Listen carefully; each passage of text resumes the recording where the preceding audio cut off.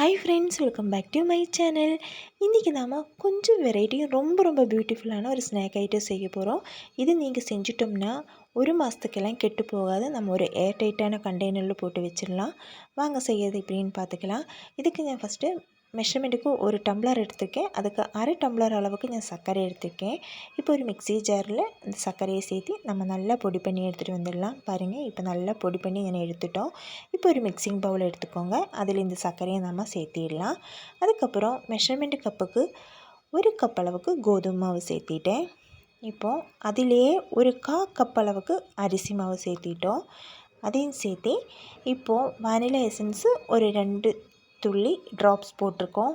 இப்போது ஒரு பிஞ்ச் அளவுக்கு சால்ட்டு சேர்த்தி ஒரு 3 டேபிள் ஸ்பூன் அளவுக்கு பட்டர் சேர்த்திருக்கோம். உங்கள்கிட்ட பட்டர் இல்லைன்னா நீங்கள் நெய் சேர்த்திக்கலாம்.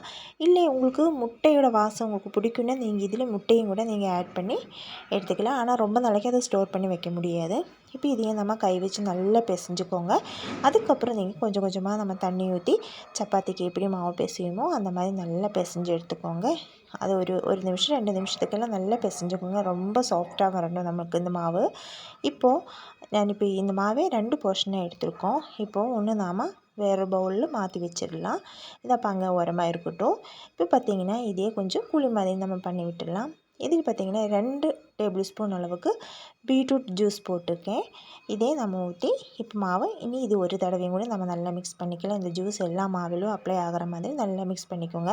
இப்போ பார்த்திங்கன்னா நமக்கு மாவு கொஞ்சம் தண்ணி மாதிரி தான் கொஞ்சம் இருக்கும். ஏன்னா நம்ம பீட்ரூட் ஜூஸ் ஆட் பண்ணியிருக்கங்காட்டி. அப்படி இருக்கும்போது நீங்கள் கொஞ்சம் கோதுமை மாவு நீங்கள் சேர்த்து கொஞ்சம் நம்ம நல்லா சாஃப்டாக பண்ணி எடுத்துகிட்டு வந்துடலாம். பாருங்கள், இப்போ இது ரெடி ஆகிடுச்சு. இப்போ இதையே உரமாக மாற்றிடலாம். இப்போது கீழே நல்லா வாஷ் பண்ணி நல்லா க்ளீன் பண்ணி வச்சுக்கோங்க. கொஞ்சம் மாவு அப்படியே தூவி விட்டுக்கோங்க. அதுக்கப்புறம் நம்ம சப்பாத்திக்கு எப்படி மாவு பருத்துமோ அந்த மாதிரி ரவுண்ட் ஷேப்புக்கு பருத்தி எடுக்க போகிறோம். ரொம்ப ரவுண்டாக நமக்கு தேவையில்லை, ஏன்னா நம்ம இதை கட் பண்ணி தான் எடுக்க போகிறோம். இப்போ இந்த மாதிரி ஒரு மூடி எடுத்துக்கோங்க. அது வச்சுட்டு நம்ம குட்டி மூடி தான் எடுக்கணும். நமக்கு இந்த மாதிரி ரவுண்ட் ஷேப்புக்கு நம்ம பண்ணி விட்டுடலாம். அதுக்கப்புறம் பேலன்ஸ் இருக்கிற அந்த மாவை நம்ம எடுத்துடுறோம். அந்த மாவை மறுபடியுமே நாம் உருண்டை பிடிச்சி இதே மாதிரி சப்பாத்தி மாதிரி நீங்கள் பருத்தி இதே மாதிரி நீங்கள் ரவுண்ட் ஷேப் குட்டி குட்டியாக ரவுண்டாக நீங்கள் எடுத்து வச்சுக்கோங்க. இப்போது உங்கள் வீட்டில் எல்லா வீட்டுமே நமக்கு இந்த மாதிரி ஒரு மூடி இருக்கும். மருந்தெல்லாம் வாங்கும்போது நமக்கு கிடைக்கும்.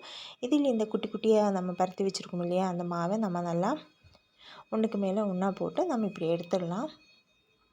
பாருங்கள், ஒரு ஃப்ளவர் மாதிரி வந்துருச்சு.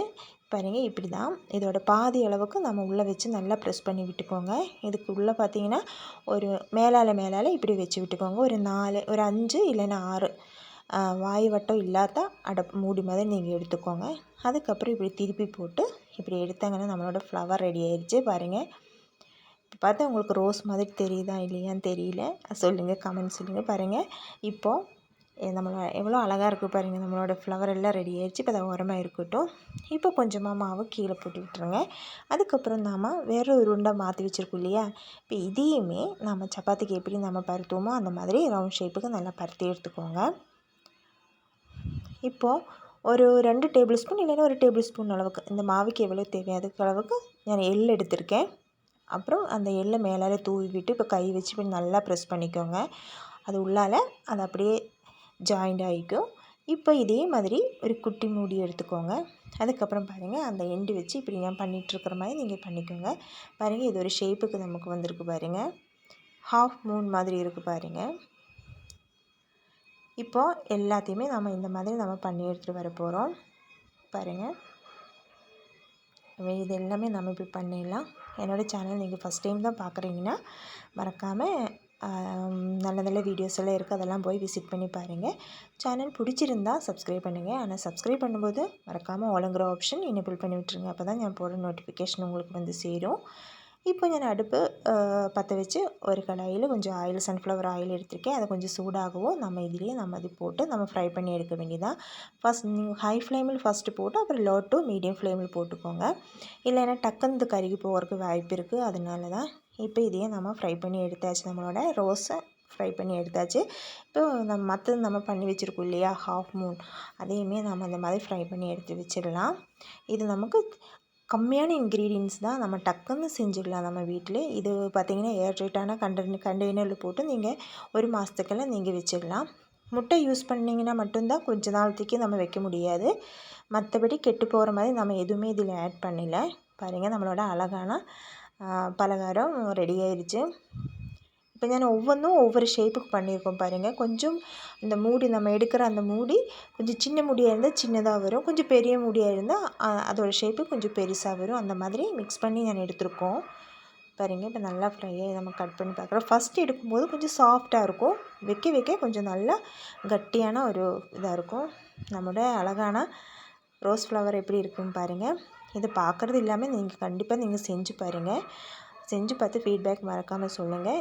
வீடியோஸ் எல்லாம் கொஞ்சம் வெரைட்டியாக இருக்குதுன்னு நீங்கள் நினச்சிங்கன்னா ஃப்ரெண்ட்ஸு ரிலேட்டிவ்ஸுங்கெல்லாம் நீங்கள் ஷேர் பண்ணுங்கள். அது மட்டும் இல்லாமல் நம்ம இப்படியே அழகாக செஞ்சிட்டோம்னா ஃபேமிலி மெம்பர்ஸ் முன்னாடி கொஞ்சம் ஸ்டாராக நம்ம ஷைன் பண்ணலாம். நம்ம குழந்தைகளுக்கு ஸ்நாக்ஸ் பாக்ஸில் இந்த மாதிரி அழகாக செஞ்சு கொடுத்துட்டோம்னா அவங்க ரொம்ப ஹாப்பி ஆகிடுவாங்க. நாளைக்கு இன்னொரு ரெசிபி டாடா பாய்.